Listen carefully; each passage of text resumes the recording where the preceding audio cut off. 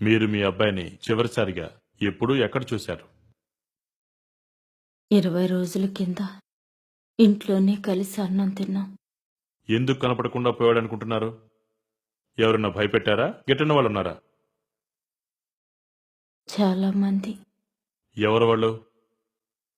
బ్యాంకోడు, ఇది చివర అప్పులోడు, కరువిచ్చిన దేవుడు, ఏంటి వాళ్ళతో తగాదా? డబ్బులు ఎంత? 2 లక్షలు అయ్యి ఉండొచ్చు. అయితే అన్నం తిన్నాక నీ కొడుకు ఎక్కడికెళ్ళాడు? అదుగో ఆ రంగు తలుపుంది, ఆ గదిలోకి వెళ్ళాడు. ఆ తర్వాత కనిపించలేదా? ఉత్తరం గాని ఏమైనా వస్తువులు గాని వదిలి వెళ్ళాడా?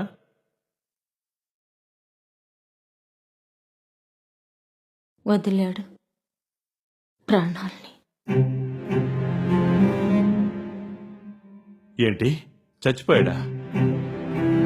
ఆత్మహత్య చేసుకున్నాడా? మరి ఆ పోస్టర్ దానికి?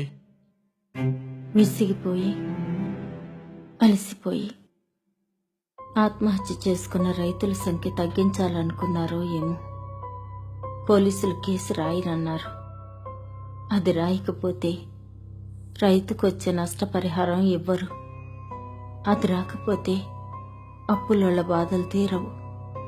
ఇలాగైనా అందరికీ తెలిసి ఏదో ఒకరోజు పోలీసులు కేసు రాస్తారేమోనని.